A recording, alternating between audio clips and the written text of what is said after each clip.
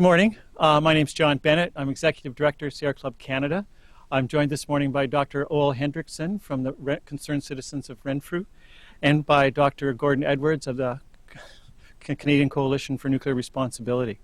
We're here today to talk about tritium and about the potential of relicensing a company called Shield Source in Peterborough, Ontario, to give it a 10-year license to continue releasing tritium into the environment in the Peterborough region, but also to produce products that actually end up in the environment as well. Tritium is a waste product from Canada's CANDU reactors. It's radioactive hydrogen, and it is not good for us. It creates cancer and other problems. Around the world, tritium has been recognized as a serious threat to human health, except in Canada, where the limits allowed in Canadian drinking water are far higher than anywhere else in the OECD countries.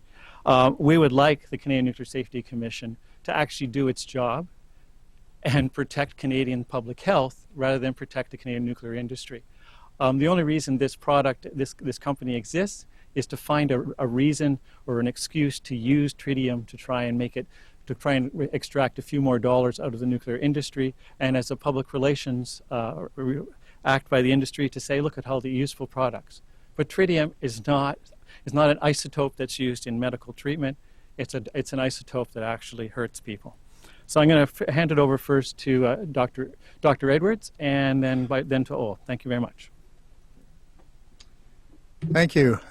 Yes, I think it's very important to realize that not only do we have a regulatory agency here in Canada, the Canadian Nuclear Safety Commission, which is dysfunctional in the sense that it never really sends anybody. It's like the coach of the nuclear industry. It never sends anybody to the penalty box. It never suspends anybody. It never fines anybody. It just gives them a pep talk. And in essence, it gives a license to industry to continue to pollute. And this is what is wrong with the Shield Source operation in Peterborough. What we have here, as mentioned earlier, is a dangerous, hazardous radioactive material for which the Ontario Power Generation built a special facility called the Tritium Removal Facility to remove tritium, which is an unwanted radioactive byproduct of CANDU reactors. Why? In order to protect the workers from unnecessary exposures, which is a hazard to them, and in order to protect the environment by removing the tritium before it gets out into Lake Ontario, where the levels are double what they are in Lake Superior, thanks to tritium releases from CANDU reactors. So the tritium removal facility was a way of trying to mitigate, to try and reduce the health and environmental impacts. Now that same tritium is being sold and transported to Peterborough, where it is going up the stack, ending up in the soil, ending up in the air, ending up in the water of this local community. It is a sloppy operation. It's a sloppy operation because they cannot keep this stuff contained. They give it off regularly into the environment. A couple of years ago, they had a spill which in a few minutes gave off more tritium up the stacks than are released in an entire year by some of our nuclear reactors in Canada. So we feel that this industry should not be getting a license at all. In fact, they should not be operating in a public place such as the Peterborough Airport, which is where they're located. They should be, perhaps, right where the tritium facility is, right where the tritium removal facility is. They should be treating this stuff as a dangerous waste product and not exposing people unnecessarily to it. Now, one of the problems with the Canadian Nuclear Safety Commission in dealing with this problem is that for years they have been using bad science. In fact, it's even anti-science in order to counteract what is already known. It has been known for years, in fact for decades, that tritium is at least 2 or 3 times more hazardous than what the calculations of the Canadian Nuclear Safety Commission uses, and yet they refuse to change their standards. 2 independent scientific committees appointed by the Ontario government have looked at the tritium and standards for tritium in drinking water, and they have both said that the existing tritium standards are at least 350 times too lax. They should be tightened by at least 350 times. And yet, our Canadian Nuclear Safety Commission is fighting those changes. They don't want the standards to be tightened. So what we have here is a rogue agency, an agency which is charged by law to protect the public health and safety, an agency which says on their website they will never compromise safety, an agency which claims to support what's called the ALARA principle, which is keeping exposures as low as reasonably achievable, but which in fact bends every effort in the opposite direction to try and prevent tightening of the standards, to prevent proper estimation of the hazard of this material, and to expose people unnecessarily in an ongoing fashion to this dangerous material. Thank you. Thank you. I'm Ol Hendrickson with Concerned Citizens of Renfrew County. In Pembroke, Ontario, we also have a tritium light facility and a history of accidental releases, very high-level releases. And so we're also concerned about what's going on in Peterborough. It's a very similar operation of filling glass tubes with this radioactive waste product from CANDU reactors and sealing them in a glow-in-the-dark type tube with a phosphor coating. Just a few facts on tritium. It takes about 2.5 milligrams of tritium to make a tritium exit sign. You've seen those, I'm sure. 1,000 times more, 2.5 grams of tritium are roughly what's needed for a nuclear weapon. Tritium enhances the yield of nuclear weapons. 2.5 kilograms of tritium is roughly what's produced in all of CANDU reactors in any one given year. And that's very similar to the natural production of tritium. Roughly 2.5 to 3 kilograms of tritium are produced through cosmic radiation. The action of the solar radiation with the upper atmosphere forms a small amount of tritium. So our CANDU reactors produce annually about as much as is produced naturally. When Shield Source Incorporated, SSI, applied to the Canadian Nuclear Safety Commission in 2009 for a renewal of its operating license, I made an intervention at that time, noting that the CNSC had set the release limit for tritium gas, this radioactive gas from Shield Source Incorporated, at 34 million trillion becquerels per year. Now, the total amount produced by all the CANDU reactors in Ontario is roughly annually around 1 million trillion. So, and they'd set the limit at 34 times the amount produced annually in CANDU reactors, which is even more actually than is stored probably in the Darlington Tritium Recovery Facility that Gordon referred to. So how did they come up with this absurd limit, which is way 10 times the total amount of tritium, way higher than what's in the atmosphere, what's produced naturally? And every year, if Shield Source had wanted to, they could have emitted way more than the total amount of tritium in the world if they could have found a source of it. But of course, there wasn't even any place in the world to get that much tritium. There would have been a global health crisis. There would have been an outcry from around the world that this is a horrible thing. Why did the CNSC do that? And why, when I made that sort of impassioned intervention 2.5 or 3 years ago when they got their license, why didn't they just reduce the amount, the emissions limit? Well, we found out why it's handy for CNSC to have such a ridiculous emissions limit in February of 2010, when this accident happened in Peterborough, when SSI released 150 trillion becquerels of tritium gas into the environment.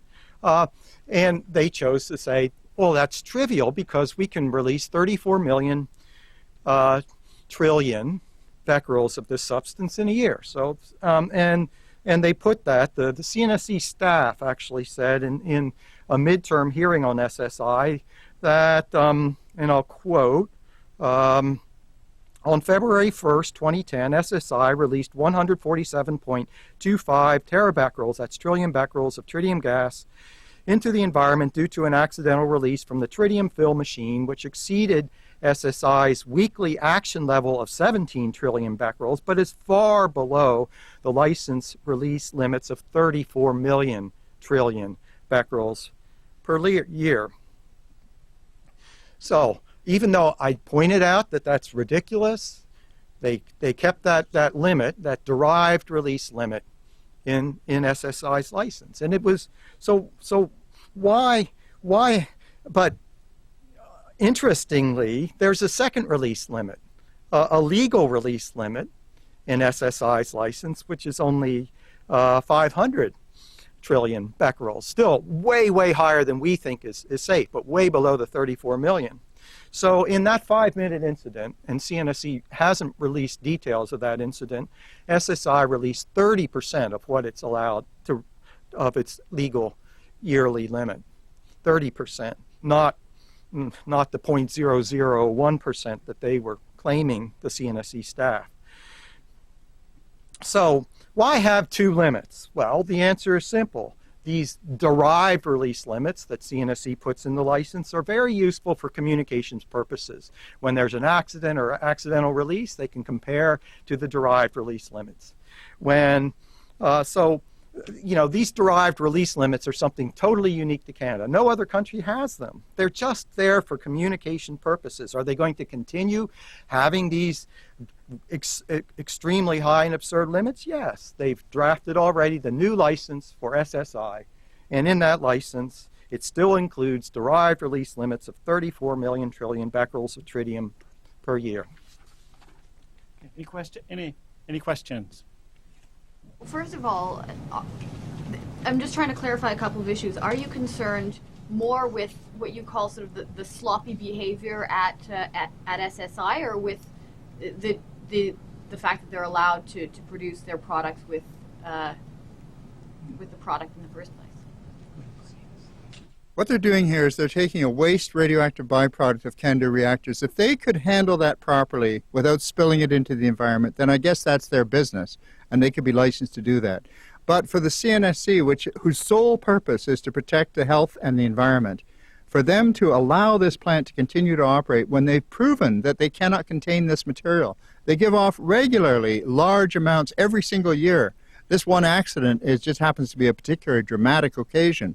But at the base of the smokestack, at the stack, they have like 1 million becquerels per liter in the soil of tritium contamination, which will be there for at least a century, even if the plant were removed tomorrow. We had tritium in the drinking water at the Peterborough airport, which has now been corrected because they've connected to the city supply lines. But we have crab apples, which are showing levels of about 1,000 becquerels per liter in the crab apples. So we're talking here about an operation which should never be allowed to operate outside the confines of the nuclear industry. If they want to market radioactive waste, let them do it at the nuclear sites where the reactors are, where the tritium removal plant is. Why come to an airport, a community, and unnecessarily expose all kinds of people to this radioactive insult? The fact of the matter is that, as with asbestos, as with other carcinogenic substances, cancer-causing substances, there is no scientifically determined safe level. And what's more, tritium happens to come out in the form of hydrogen, which is one of the basic building blocks of organic molecules. And we know that tritium, in fact, enters into all living things very easily once it gets out into the environment.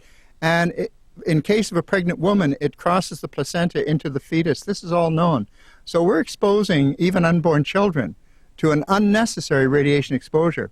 It seems that the Canadian Nuclear Safety Commission has forgotten the fundamental goal of radiation protection as enunciated by the United Nations Scientific Committee on the Effects of Atomic Radiation many years ago, and that is that all unnecessary exposures to radiation should be eliminated. There should be zero unnecessary exposure to radiation. If there is to be an exposure, there should be a benefit to the people who are being exposed. There's no benefit here.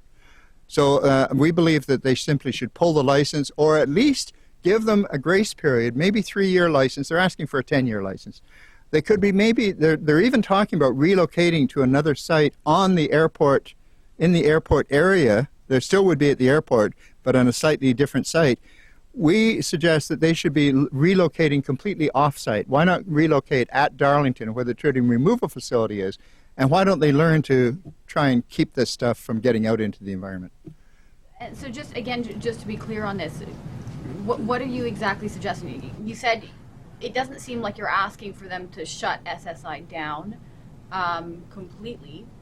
Well, I don't think that that's something that that's a different issue. I think the issue here is one of protecting the public health and the environment. If they could do this, if they could demonstrate that they could do this safely. Now, as has been pointed out, we do know that when these things go abroad and when they're sold to customers, for example, Walmart in the United States declared that they have lost track of 20,000 of these exit signs which are filled with tritium. That means that those tritium signs could be anywhere. And so we're getting radiation exposures in landfills, which is contaminating groundwater in various parts of the world.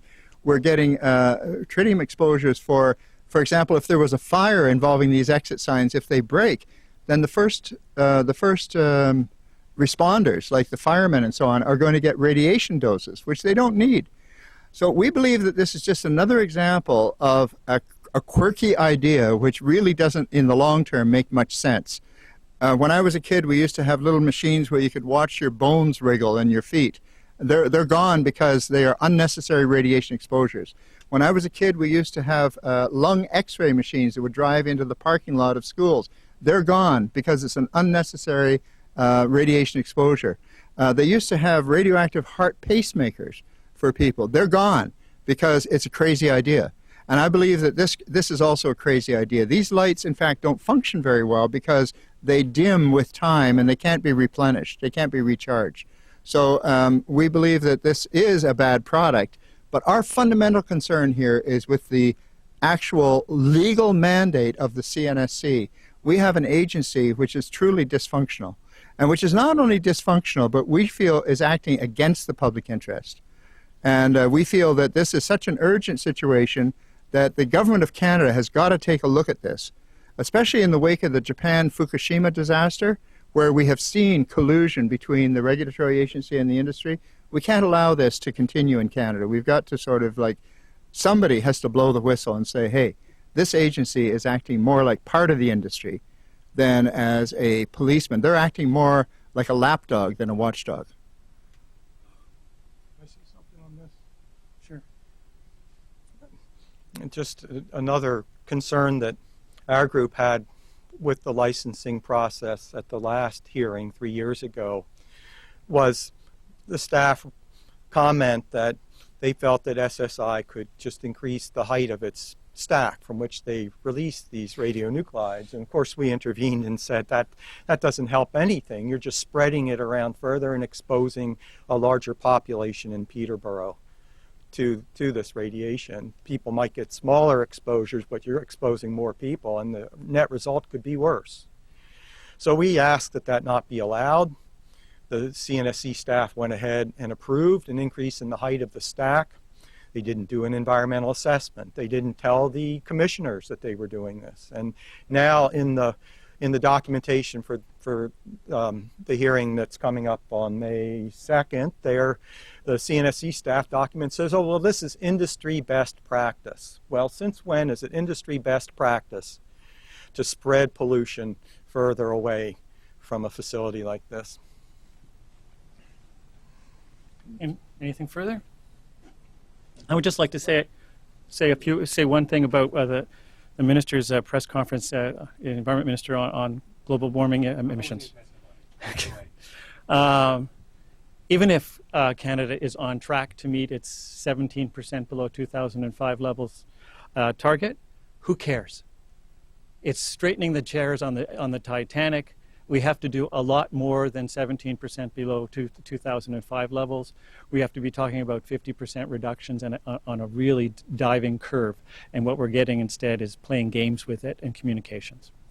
So thank you very much. But, I mean, you don't expect any good news or not so bad news from the minister? Well, unless he's prepared to actually put a cap on industrial emissions, he's not giving us any news whatsoever. That's the only thing that this government can do to respond to climate change, is to put a cap on industrial emissions and then ratchet it down over the next 2 decades. Et en français? Unfortunately, I can't do that. Can you do that? Not too well. Not too well. So, we apologize. So thank you very I'd much. like to then. say one final Oh, thing. Maybe. okay. I'd just like to mention another example on the tritium issue. Again, we recently discovered, and in the press kit there is a press release from February. We recently discovered, much to our surprise and horror, that the CNSC was allowing the New Brunswick Power Corporation to refill this. You know, they shut down a reactor for 4 years. It's all been renovated. It's all been renewed. All brand new pieces, parts, and so on in the core of the reactor. They are putting back the old tritium-contaminated heavy water back into that reactor. Now, why is this a problem? It means that for every year thereafter, the workers are going to be getting more tritium exposure as a result of putting that contaminated water back in the reactor, and there's going to be annually more emissions into the environment. The very reason they built the tritium removal facility originally was to reduce those impacts on the workers and on the environment. The CNSC is now allowing the New Brunswick Power Corporation to totally bypass. They don't have to use fresh heavy water, clean heavy water, which is not radioactive, nor do they have to use the tritium removal facility to get the tritium out of there. They're just going to put the old dirty water back. I was recently told that when they restarted the Chalk River reactor, they did use fresh, new heavy water. They did not put the old heavy water back in with all the tritium contamination in it. But it's just another example of how the Canadian public and Canadian politicians are not being well served by this agency. We have an agency which is really in collaboration with the industry to allow the industry, to enable the industry to do what it wants to do whenever it wants to do it. And that's not good enough when it comes to tritium, which is the major radioactive release in Canada from nuclear facilities.